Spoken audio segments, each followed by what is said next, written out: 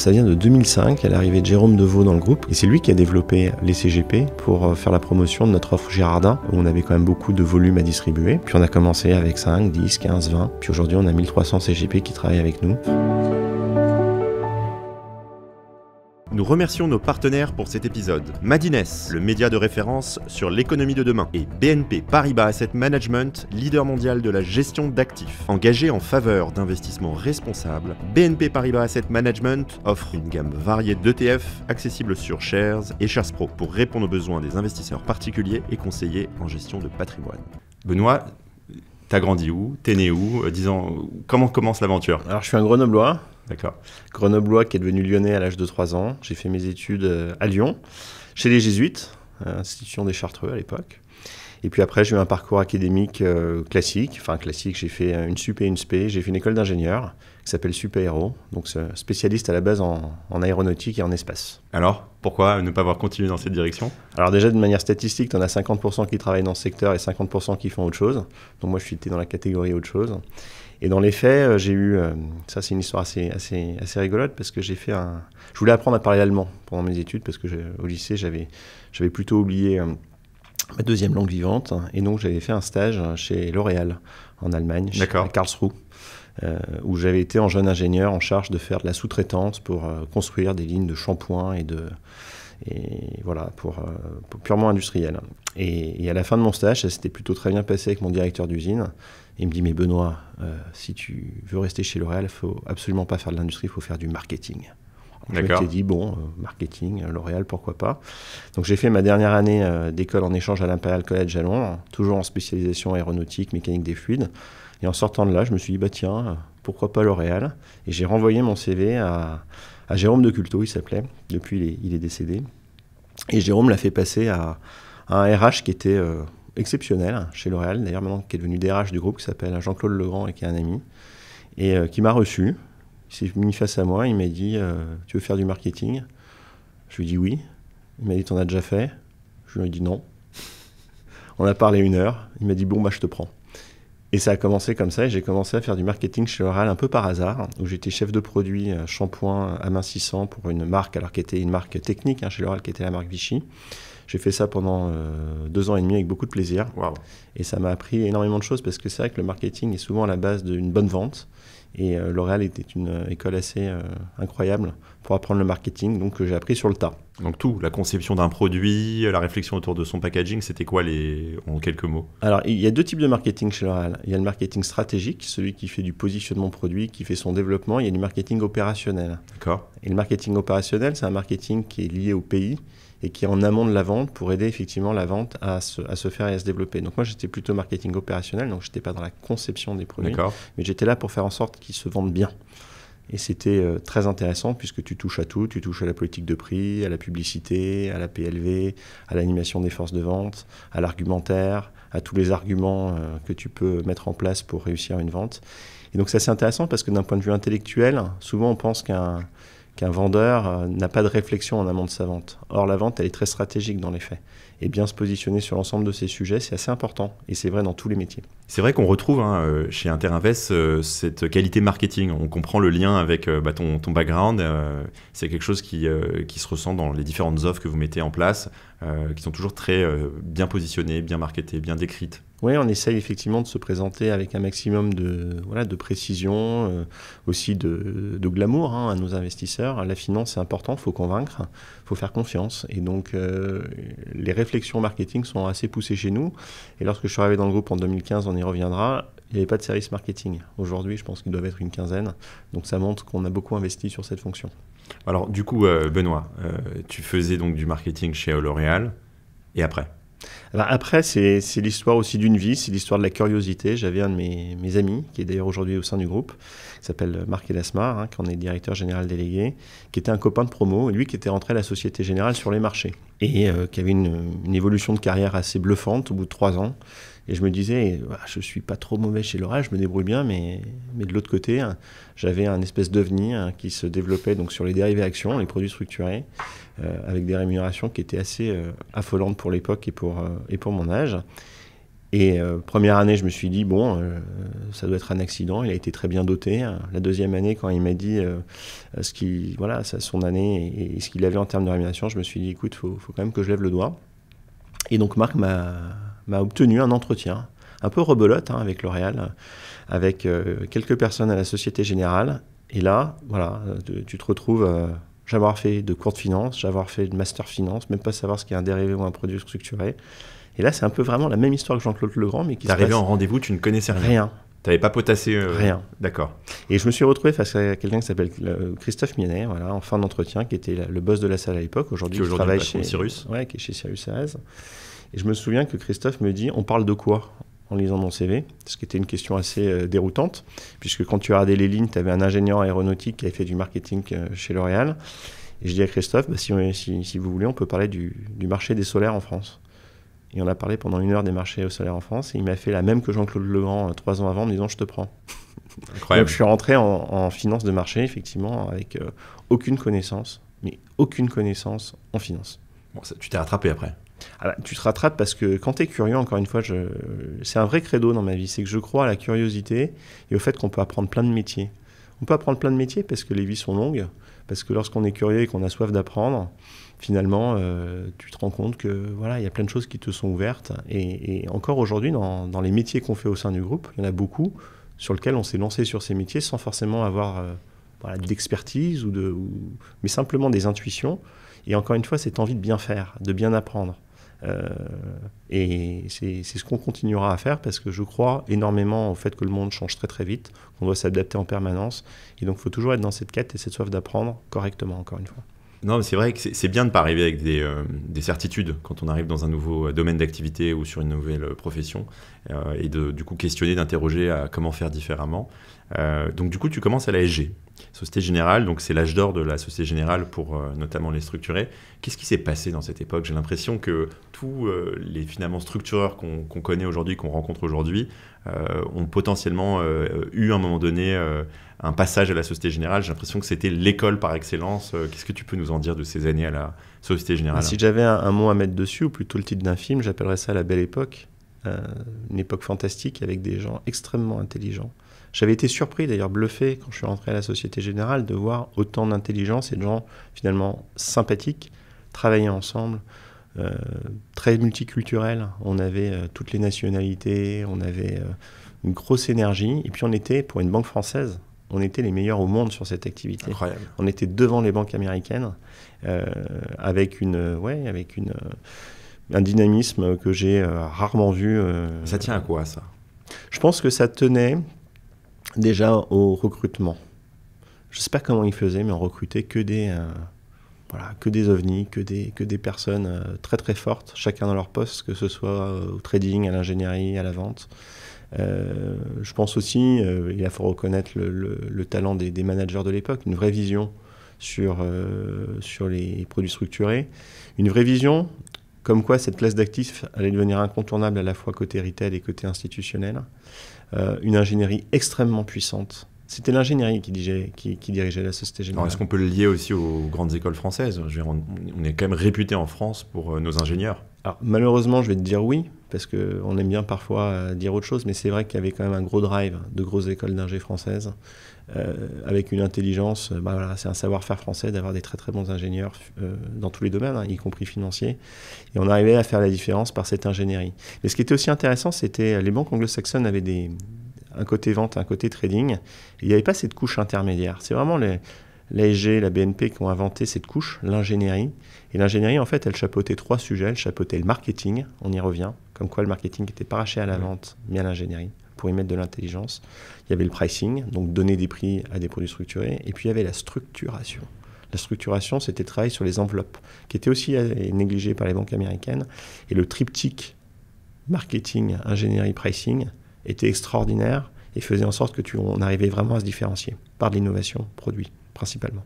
Donc là, tu occupes plusieurs postes à la Société Générale. Alors, je commence comme jeune vendeur sur le Benelux. Assez incroyable parce que j'ai été chapeauté par quelques personnes de l'ingénierie, dont un certain qui s'appelle Selim Merez et qui est venu nous rejoindre il y a un mois pour développer Voilà, les produits structurés, on va en parler après. Retour aux premiers amours. Retour aux premiers amours. Slim, il me convoquait tous les matins à 7h. Un café qui s'appelait, je crois, c'était au Valmy, qui était un café en bas des Tours. À l'époque, je fumais, il fumait, et on se faisait 1 heure et demie de sessions accélérées pour me former, comme un jeune Jedi. Et donc, j'ai été formé en partie par Selim. Donc j'ai perdu le fil de ma pensée, mais oui. Tu as commencé jeune vendeur. Voilà, j'ai commencé jeune vendeur, sur le Benelux. J'ai fait ça pendant 3 ans. Ensuite, j'ai eu la chance d'avoir 2 seniors de mon desk, un qui est parti aux US et l'autre qui était en congé maternité. Donc j'ai pu reprendre quelques gros clients où ça s'est très bien passé et puis bien développé. Et en fin 2008, je crois, je suis arrivé avec ce qu'on appelait un PNL à l'époque qui mesurait ta performance commerciale, qui était vraiment sympathique. Et j'ai tapé à la porte de mes boss en disant que j'aimerais bien faire autre chose. J'ai mis un peu de temps à choisir mon premier poste de management et finalement ça a été un poste où j'ai été responsable des activités de vente de produits structurés auprès des banques privées en Europe. Donc c'était un poste européen. Et à l'époque, on couvrait les plus grosses banques privées sur des produits qui étaient ce qu'ils appelaient des semi-structurés, donc qui étaient des produits ce qu'on appelait de flux, donc qui se ressemblaient tous à peu près les uns les autres. Mais il y avait un énorme sujet d'industrialisation et d'automatisation. C'est-à-dire qu'il y a eu encore énormément de process manuels et je crois qu'il m'avait pris aussi sur ce poste pour essayer de créer des chaînes qui étaient complètement automatisées entre le vendeur et le trading. D'accord. Et j'ai travaillé énormément sur ces sujets-là pour automatiser ces flux. Aujourd'hui, c'est devenu une évidence, mais si tu prends il y a 16 ans, ça ne l'était pas. Et donc réduit ce qu'on appelait le pay-per-use, c'est-à-dire le prix unitaire d'un produit. Et développer cette fibre digitale qui nous a mis encore chez Interinvest. Voilà. Et donc ça, je l'ai fait jusqu'en 2008-2009. Après, j'ai été responsable des activités de marché de la Société Générale en Suisse. Très intéressant parce que toute classe d'actifs. Tu vivais là-bas? Je vivais là-bas, je vivais à Zurich. Très belle ville au demeurant. Donc j'ai été à Zurich de 2009 à 2015 et mon dernier poste à la Société Générale où j'étais responsable sur l'Europe, hors France, de toutes les activités sur les produits structurés sur la partie vente. Voilà. Alors pour les gens qui nous écoutent, tous ne sont pas experts, est-ce que tu saurais le plus simplement du monde expliquer ce qu'est un produit structuré? Un produit à structurer, à la base, c'est un produit sur lequel on te donne une formule mathématique. C'est assez intéressant, puisqu'il n'y a pas de...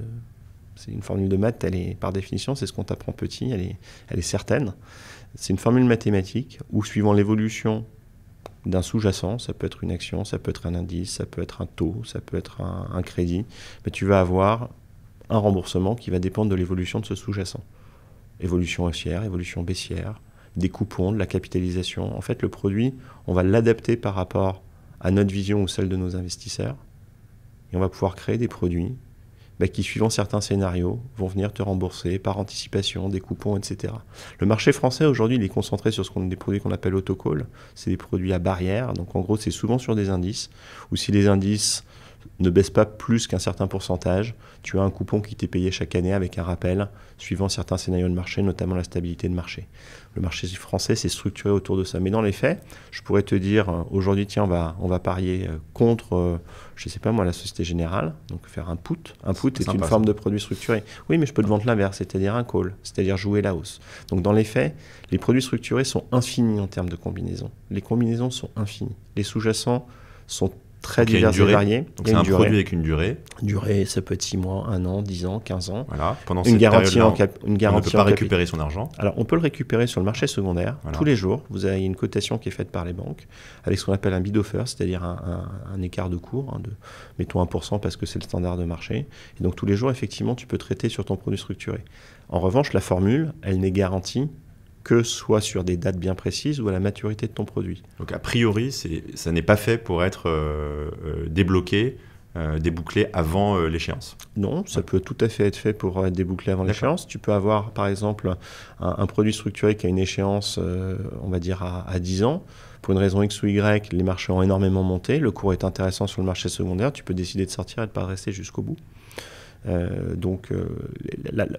qui est intéressant, c'est que la formule, en tous les cas, tu sais qu'elle va s'appliquer à certaines dates et de manière mathématique. Mais entre-temps, tu as ces possibilités de sortie. Parfois, tu peux avoir des arbitrages qui sont tout à fait intéressants à faire pendant la vie d'un produit structuré. Et puis Interinvest alors? Alors Interinvest, c'est l'histoire d'une famille avant tout, c'est l'histoire de mon père. C'est mon père qui l'a créé en 1991, donc ça fait déjà plus de 30 ans. Et c'est une société, qu'il a toujours conçue comme une société familiale, même si on en a été actionnaire, mon frère et moi, que très tardivement, avec une volonté que j'ai compris quand j'avais 35-40 ans de transmission, ce qui n'avait jamais été évoqué avant finalement avec mon père, c'est assez étonnant. Ça s'est passé dans un train, pour tout te dire, en 2013. On remontait d'un week-end, on était ensemble en Camargue. Puis en face de moi, il me dit, je vais avoir 70 ans, j'aimerais bien que tu reprennes la société. Est-ce que tu peux me donner ta réponse dans, je crois, 3 jours? C'est pas une blague, il m'a vraiment dit ça. Moi, j'étais à la Société Générale, j'étais en Suisse, j'avais ma vie là-bas. Et puis il me dit ça comme ça. C'est beau. Ouais, c'est dur en même temps de... Ouais, c'est beau, c'est dur, c'est un peu tout. Je pense qu'il avait tout fait pour qu'on se désintéresse de la société et qu'on fasse notre vie ailleurs, mon frère et moi, pendant longtemps, pour finalement, tu vois, à 70 ans, te dire, j'aimerais que tu la reprennes et donne-moi vite ta réponse. Et donc, je lui ai donné ma réponse en 3 jours, en disant OK. Et là, tu as commencé assez rapidement à... Et là, déjà, je voulais soigner ma sortie à la Société Générale, parce que c'était 12 ans d'une vie, comme je te l'avais dit, qui était fantastique. Et j'ai mis 1 an à faire ce que j'espérais être une belle passation, tu vois, pour que les choses se fassent en harmonie auprès de mes équipes. Et donc, je suis arrivé dans le groupe début 2015, 1er avril 2015, me voilà arrivé. À quel poste, du coup, comment on arrive dans un groupe comme ça, familial Alors, dans quel poste? Figure-toi, dans tout sauf Interinvest. D'accord. C'est qu'il y avait une société de conseil qui était dans le groupe, qui s'appelait à l'époque Interaction Consultant, qui faisait du conseil en amélioration de compétitivité industrielle, qui était une société qui avait très bien vécu, qui avait été d'ailleurs la nourricière d'Interinvest dans les années 90. Et c'est une société qui allait mal en 2015. Et mon père me dit, j'aimerais bien que tu t'occupes d'Interaction Consultant pour la redresser. Donc le premier endroit où il m'a envoyé, c'est dans une société qui allait mal. Et c'était un test aussi peut-être? Je pense que c'était une forme de test, une forme aussi de montrer peut-être aux autres collaborateurs qu'il me donnait quelque chose qui était un... Pas la voie royale. Ouais, exactement, qui était un bel os à ronger. Donc j'ai rongé cet os pendant 2-3 ans dans les faits, tout en m'intéressant bien sûr à Interinvest, en discutant beaucoup avec lui, puisqu'il était dans le bureau à côté du mien, donc forcément on avait commencé à échanger sur ces sujets. Mais je me suis d'abord attaché à restructurer Interaction Consultant, qui est devenu aujourd'hui SC Partners, qui est une très jolie société de conseil, qui vit sa vie avec 3 magnifiques associés et qui continue à exceller sur les sujets de compétitivité industrielle. Et en 2017-2018, j'ai commencé à rentrer à certains sujets d'Interinvest, notamment l'outre-mer, qui était déjà la partie dominante. Et surtout, mon père m'a dit, fais-en ce que tu veux d'Interinvest. Fais-en ce que tu veux d'un point de vue stratégique. Et on a travaillé 8 ans main dans la main pour changer Interinvest. Parce que mon diagnostic initial et qui n'a pas changé, c'est que tu ne peux pas avoir une société qui peut avoir une longue vie si tu es dépendant d'un dispositif fiscal. On espère bien entendu que ce dispositif fiscal... Surtout dans le monde volatile qu'on connaît, où les dispositifs changent beaucoup. Alors le Girardin n'a pas trop changé, mais... le Girardin, on va dire, il se modifie tous les 2 ans, 3 ans. Il y a des lois de finances, ça se raréfie. Effectivement, quand on regarde la tendance, il y a moins de secteurs éligibles qu'il y en a eu auparavant. Il y a plus de contraintes, et ce qui fait qu'il y a d'autres dispositifs qui se mettent en place pour des grosses entreprises. Aujourd'hui, par exemple, dans les DOM, pour toutes les entreprises qui font plus de 10 millions d'euros de chiffre d'affaires, elles ne peuvent plus faire du Girardin. Elles font du crédit d'impôt. Donc, si tu veux, tu as tout déjà un spectre d'entreprises qui ont disparu et qu'on avait il y a 10 ans avant. Et donc, en 2015, je dis à mon père, écoute, on ne peut pas rester dans cet état, même si on est très content de faire ce métier et d'être les premiers du marché. On avait et on a encore 40% de part de marché à peu près sur cette activité. Donc ici, il faut qu'on fasse autre chose. Et on a développé, je pense, une société avec beaucoup de cohérence sur les différentes activités qu'on a mis les unes à côté des autres pendant ces 10 ans. La première chose qu'on a faite en 2015, c'est qu'on est devenu société de financement. Donc agrément de la Banque de France, de la CPR. Pourquoi? Parce que si toi, demain, tu es un entrepreneur en Outre-mer, que tu as un matériel, on va dire, à 100 000 euros à faire, la défiscalisation va t'apporter, admettons, 30 000 euros. D'accord. Donc, va t'apporter 30% de ton investissement. Il n'en reste pas moins que tu as 70% qui restent à financer. Et ces 70% qui restent à financer, tu vas faire un apport peut-être de 10 000 euros, mais le reste, il faut que tu fasses un crédit. Et donc, cette partie de crédit, soit tu l'as fait à la banque, soit tu l'as fait auprès de sociétés de financement. Et on s'est dit, mais on est super bien placé pour faire le financement. C'est la garantie que le produit aille au bout aussi. Alors, c'est surtout que la garantie que l'investisseur, enfin le locataire, puisse faire son acquisition. Parce que s'il doit acheter un truc à 100 000 euros et qu'il a que la défisque, qu'il a 30 000, il ne peut pas acheter. Donc le crédit, il est fondamental, puisqu'il y a très peu d'exploitants qui payent les choses comptant en Outre-mer. Donc c'est ça le secret du succès Alors à ce moment-là. Ça a été effectivement une clé de succès, parce qu'on était extrêmement bien placé pour faire du crédit et pour être prescripteur de crédit. On continue bien entendu à en faire auprès de banques et de sociétés de financement tierces, mais ça a permis pour nous de nous développer sur le crédit, parce qu'on avait la défisque et que ce produit-là, on pouvait le vendre en complément. D'accord. Et donc on a commencé à faire du crédit sous format crédit bail, donc pendant 5 ans, 2015-2020, et puis on a demandé une extension d'agrément de Villemain à la CPR pour pouvoir faire du crédit en dehors de tout cadre de défisque en Outre-mer. Et aujourd'hui, notre business mix, il est de 50-50 entre le crédit qu'on fait avec recours à l'aide fiscale et du crédit qu'on fait sans aide fiscale. Donc ça, c'est une activité de compte propre, on ne communique pas vraiment dessus, parce que dans les faits, on ne le distribue pas. C'est des crédits qui sont portés au bilan d'Interinvest, mais on est société de financement. Et cet agrément de la CPR nous a aussi permis en 2015 d'énormément nous structurer. Quand tu prends ce type d'agrément, en fait, tu n'as pas le choix de réorganiser la société en termes de tout, de process, de conformité, puisque la CPR peut venir te contrôler sur énormément de sujets. Et donc, ça nous a permis, si tu veux, en 2015 déjà, de franchir une très grosse étape en termes de structuration de société.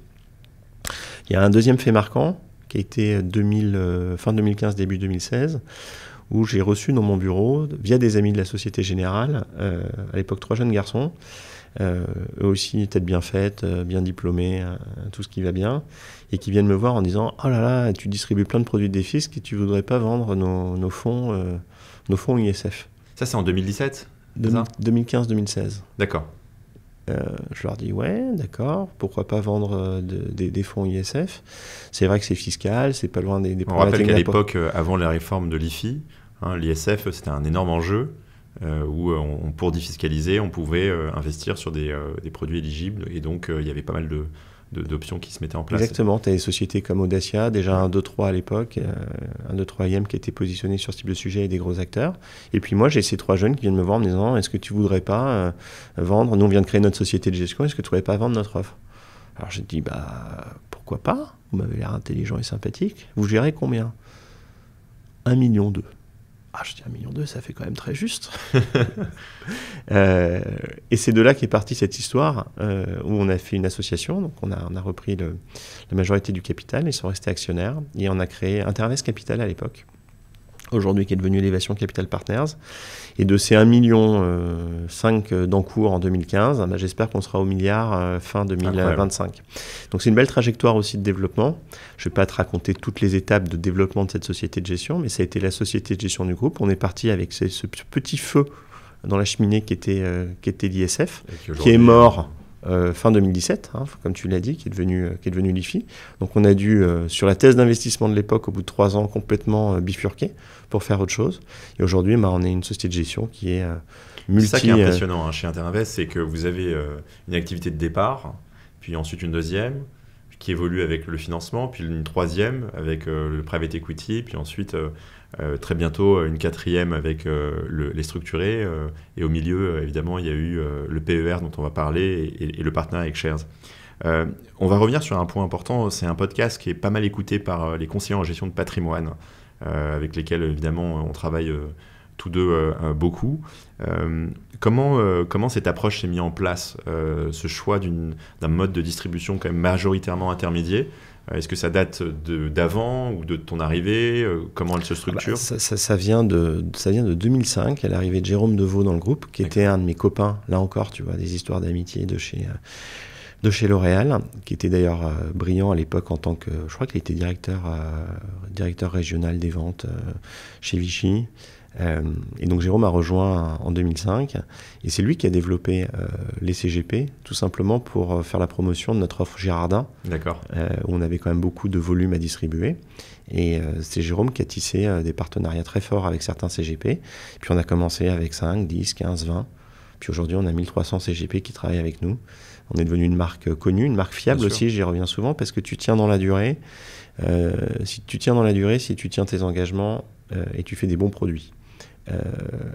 C'est très important pour nous, en tous les cas, de s'inscrire dans le long terme avec nos partenaires et leur délivrer une belle offre très qualitative. Donc aujourd'hui, l'essentiel de votre business est fait avec les CGP ? Alors là, 90% de notre business doit être fait avec les CGP. Tu retrouves bien entendu des banques privées, quelques MFO, multifamily office, quelques family office, des instituts, d'autres sociétés de gestion, mais le gros est fait avec des CGP, effectivement. Alors qu'est-ce qu'on peut dire aux CGP qui nous écoutent et qui ne connaissent pas encore Interinvest ? Alors, s'ils ne les connaissent pas, déjà, je suis fâché parce que ça veut dire qu'on est nul en marketing et que mes équipes commerciales ne font pas le boulot. Mais pour ceux qui ne nous connaissent pas, c'est nous dire...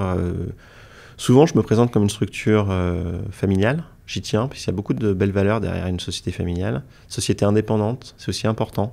C'est-à-dire qu'on répond qu'à nous-mêmes. Notre roadmap, c'est nous qui la traçons. On a le temps, souvent, pour faire les choses. On n'est pas pressé. On peut perdre de l'argent. On peut décider de perdre de l'argent sur des projets ou sur des investissements parce qu'on sait qu'à la fin, on va s'en sortir et que ce sera très bien. Donc on est assez content de ces deux choses, hein, ces deux notions familiales et d'indépendance. On est une société aujourd'hui qui essaie de faire que des produits de niche aussi en termes de positionnement. Niche, c'est peut-être mal exprimé parce que ça peut être grand public. C'est plutôt des produits sur lesquels il y a de la valeur ajoutée, sur lesquels il y a de l'ingénierie, il y a une forme de complexité. On n'ira jamais on sera jamais, tiens, ça je peux te le dire, une société de gestion qui fera de l'action ou de l'obligation. Je dis pas que c'est mal, il y en a qui le font très très bien, mais c'est pas notre ADN. On ira toujours à des endroits où on pense qu'il y a un peu de complexité, où c'est pas si évident que ça, où on peut faire une différence parce que les produits justement sont pas classiques. Et c'est donc une offre produit que tu retrouves chez Interinvest, que tu retrouves pas forcément. En fait. C'est assez singulier quand même. C'est assez singulier, effectivement, de toujours s'être positionné sur des choses un peu niches. On a un produit dont on n'a pas parlé, hein, on va revenir bien entendu sur le PER, qui a été un développement immense pour la société. C'était la nue propriété. Ah oui. On a lancé un business de nue propriété en 2017. Alors pour le coup, on n'a pas été les premiers, il faut rendre à César ce qui appartient à César. Hein. C'est Perle qui a été la première société à se mettre là-dessus, et ils l'ont fait de manière vraiment très très forte. En revanche, c'est un produit sur lequel il y a une belle ingénierie, il y a une belle histoire. Et donc on s'est dit, on va se mettre sur ce segment où aujourd'hui il y a besoin de construire du logement social ou du logement intermédiaire en France. Et la nue propriété, ça permet justement à des bailleurs de faire l'acquisition de l'usufruit et donc de faire beaucoup plus d'acquisitions que de la pleine propriété. Ça permet aux villes donc de construire du logement social et ça permet à des investisseurs d'investir sur un produit, ce que j'appelle no sous-sail, où tu investis à 15 ans ou à 20 ans. Tu sais que tu n'auras jamais un problème avec un locataire puisque tu as reçu tous tes loyers devant. Tu n'as pas de taxe foncière, pas de taxe d'habitation, pas d'IFI, hein, puisque c'est la nue propriété. Donc c'est vraiment des produits long terme, sans souci, où tu sais exactement où tu vas et que tu n'auras pas de problème de gestion pendant 15 ans. Bravo. Non, la nue propriété, le démembrement, c'est une tradition française qui est assez géniale. On la tient, d'ailleurs, je lisais justement un truc sur l'origine de la nue propriété et de l'usufruit. Ça date de Napoléon. Tout à fait. Donc, c'est le code civil, c'est pour ça que je dis souvent que c'est la tradition française. Ça vivra à toutes les lois fiscales. Ça ne bougera pas. Ça ne bougera pas, exactement. Donc ça, c'est top. C'est quoi aujourd'hui pour toi, selon toi, le challenge ou les challenges de la profession de CGP et comment, justement, toi, avec Interinvest, tu essayes d'accompagner ces challenges-là de l'époque, de la période qu'on vit et que vivent les CGP qui nous écoutent? Le challenge, il est plutôt positif. On voit quand même, et là encore une fois, j'accuse pas les banques parce qu'elles ont beaucoup de sujets, mais que ça a été très dur pour les banques de bien travailler leur clientèle sur la partie investissement. Les chargés de clientèle ont des centaines, voire des millions de clients à suivre, sont pas forcément affûtés sur l'ensemble des offres produits, et donc il y a un développement très important de la gestion de patrimoine en France. Et je pense que c'est assez inéluctable et que ça va continuer. Et d'ailleurs, on le voit, c'est un secteur d'activité qui a beaucoup intéressé les fonds d'investissement, qui se sont dit qu'il y avait quelque chose à faire en France. Il faut aussi se rappeler qu'aujourd'hui, on se voit toujours en tant que Gaulois, mais si tu regardes dans le monde, il y a quand même un recours au wealth manager qui est beaucoup plus important dans d'autres pays, que ce soit aux US, en Angleterre, en Suisse. Et donc c'est une tendance de fond que les fonds ont bien compris. Donc on voit bien entendu un regroupement des CGP qui s'unissent pour être plus forts et plus puissants. Donc bien entendu, nous on accompagne en tant que fournisseur de produits ces grosses unités à se développer. Et ce qu'on essaye aussi de faire, c'est de ne pas oublier ceux qui ne veulent pas se concentrer, donc les CGP vraiment indépendants. Pour nous, c'est une forme de complexité parce que tu en as énormément à couvrir et à suivre. Et donc, ça demande de démultiplier tes forces de vente. Souvent, il y a ce qui se passe bien avec un CGP, c'est le lien de proximité. Il y a beaucoup d'intuitus personnels. Il y a beaucoup d'intuitus personnels, en particulier en province. C'est compliqué si tu es parisien dans ton bureau, de faire du business avec un CGP et du Tarn-et-Garonne. Il faut être à ses côtés. Tu ne peux pas non plus démultiplier les interlocuteurs. Tu ne peux pas dire parce que tu as des produits structurés, la défiscalisation, du private equity, du PER, tu ne peux pas mettre 5 ou 6 vendeurs. Donc il faut que tu arrives à avoir des bons vendeurs généralistes basés en région, qui soient proches des clients, donc des distributeurs, en l'occurrence des CGP. Ça, c'est votre force. Chez Interinvest, moi, une des raisons pour laquelle je suis très heureux qu'on soit partenaire, c'est que chez Interinvest, vous avez à la fois une présence géographique dans toute la France, avec justement des représentants, des commerciaux, si on peut dire, qui sont à disposition des CGP partout en région. Et vous avez une autre matrice qui est des spécialistes par activité, parce que vous avez plusieurs activités. Et donc la combinaison des deux crée une capacité de réaction, une réactivité qui est géniale. Donc ça a mis du temps à bâtir, j'imagine. Oui, et puis c'est une réflexion aussi, là encore une fois, qui est l'héritage du passé. Je vais revenir à la Société Générale. On avait créé des product pushers à l'époque à la Société Générale, qui étaient un peu des spécialistes produits et qui étaient à disposition des forces de vente pour les aider dans la communication d'un produit. Ah oui, donc c'est technique parfois. Donc, exactement. Donc on a des seniors qui vont encadrer des grands clients ou des grands comptes qui, eux, peuvent avoir un multi-coverage, c'est-à-dire plusieurs sales, parce qu'ils ont une capacité à avoir plusieurs interlocuteurs très précis sur chacun des sujets. Mais en revanche, ce que je demande aussi, c'est que ce vendeur senior, ce product pusher, il soit à disposition des vendeurs en région pour faire l'accompagnement, l'animation, l'émulation. Bon, mais c'est top et ça fonctionne bien. Jusqu'à présent, ça va bien. Alors, c'est quoi les challenges du moment avant qu'on parle du PER de Shares ? C'est une bonne transition. Le challenge, c'est le PER, produit exceptionnel, qu'on a développé avec notre petite mimine. Nous, on s'est rencontrés un petit peu autour de ce thème, faut le dire. Dès la première rencontre, moi, ce qui m'avait attiré vers Interinvest, c'était ce PER bancaire. Vous étiez un des seuls en France à avoir lancé très tôt après la loi Pacte. On doit être 2 ou 3. Ouais. Voilà, un PER bancaire.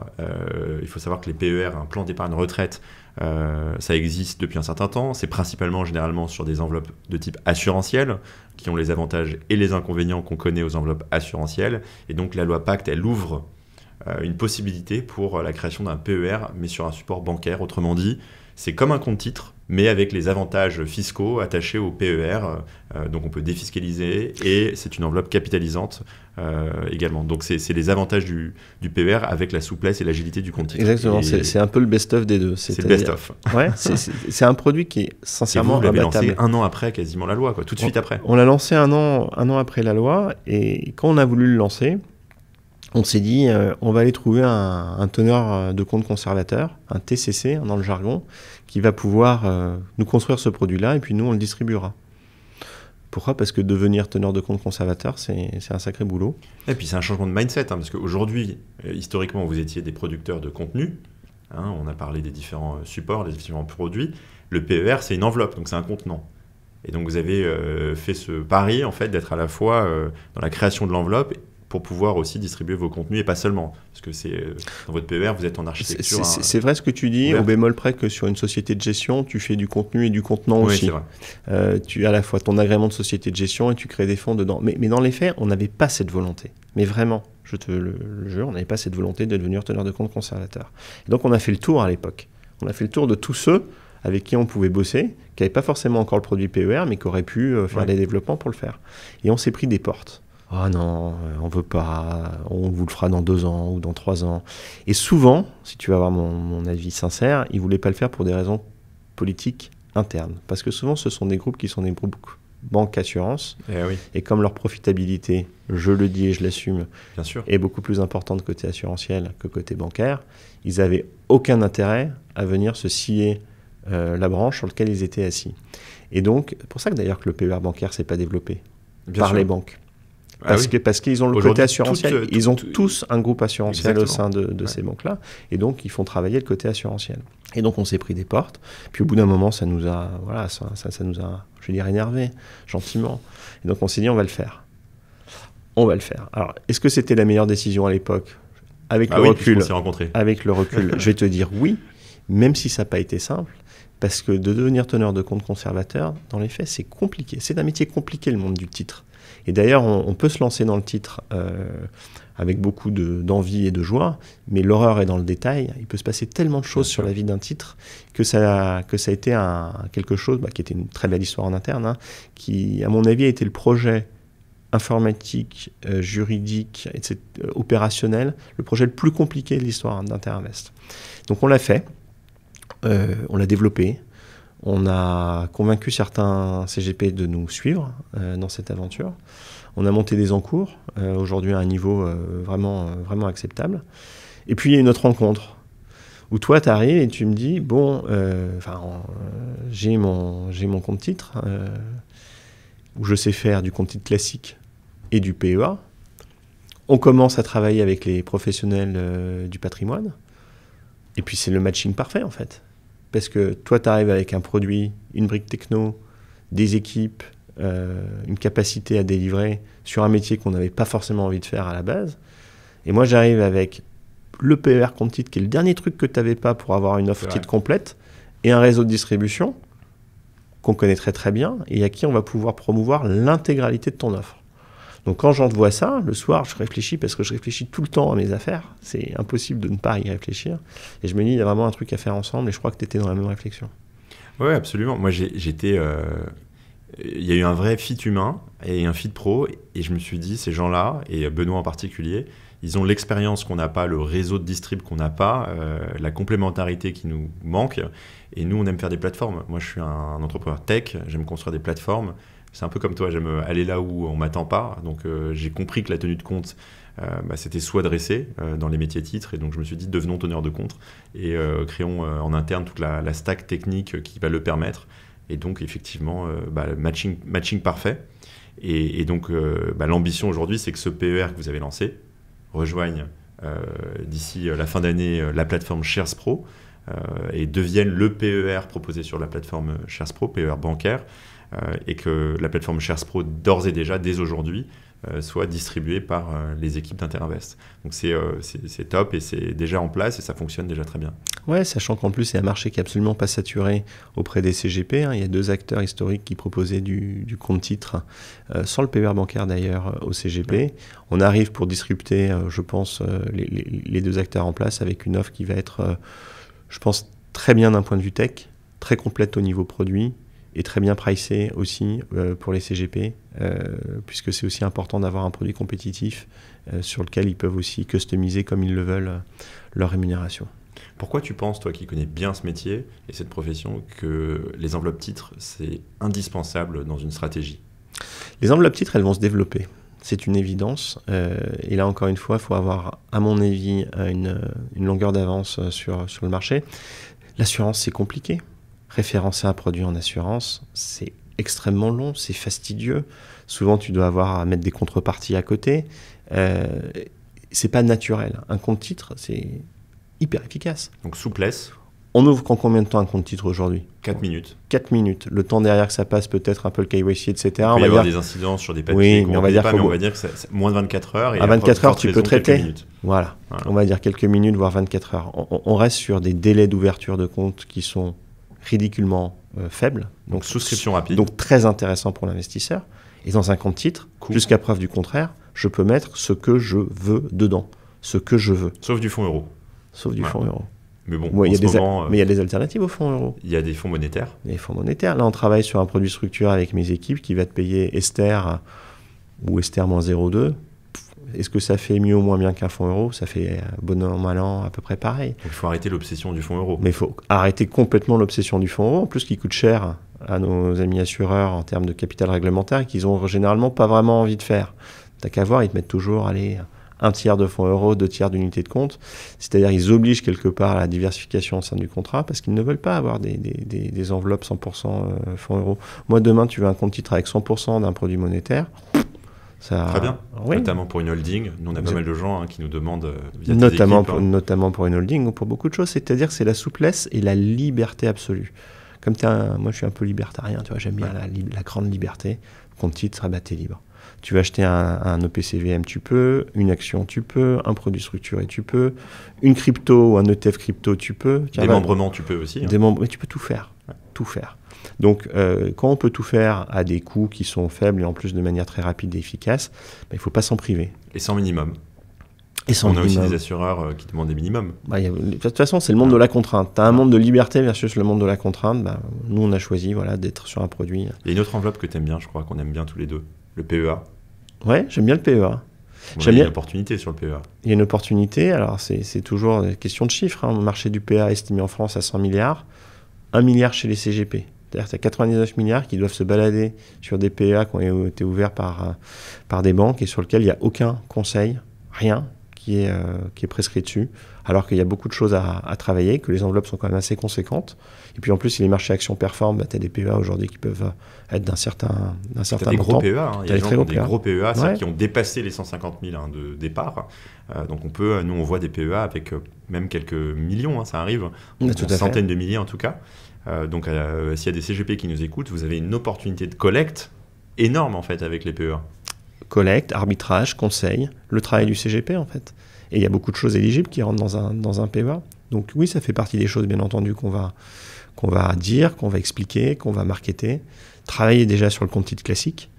Le compte titre classique à la fois pour la personne physique ou des fois pour la personne morale. Ouais. Souvent, tu as le dirigeant qui a une holding. Bien sûr.